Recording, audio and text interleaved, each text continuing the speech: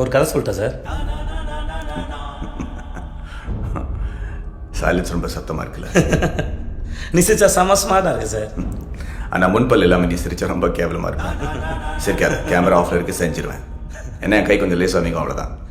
Sir வீட்டுக்கு வந்த guest எப்படியா சார் நடந்துப்பீங்க? வேதானோ வயலன்ஸ் சார். எதுக்கு சரண்டரான?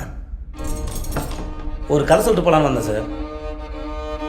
சொந்த கதை சார். உன்ன மாதிரி ஆளுங்களுக்கெல்லாம் ஒரே கதை தானே. நான் கீழே இருந்தேன், தெருநாயா இருந்தேன், இது செஞ்சு அது செஞ்சு பெரிய ஆள் ஆகிட்டேன், அந்த கதை தானே. ஐயோ எப்படி சார்? என் கண்ணிலே படம் பார்த்தியா சார்? உன்னை பற்றி ஒன்று சொல்லட்டா. இன்றைக்கே 10 கோடி ரூபா கொடுத்து இந்த தொழிலை விட்டுருனா காசு வேண்டான்னு போயிடுவேன். ஆனால் வீட்டுக்கு போய் இந்த காசு எங்கிட்ட எப்படி பிடுங்கலான்னு திட்டம் போடுவேன்.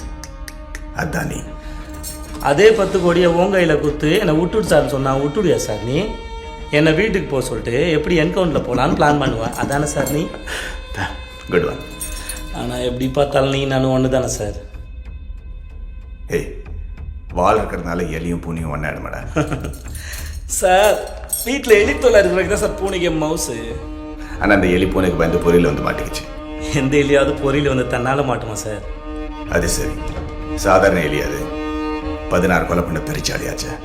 நீ மட்டும் என்ன சாதாரண பூனையா சார்? 15 என்கவுண்டர் பண்ண போலீஸ் பூனையாச்சு. 18.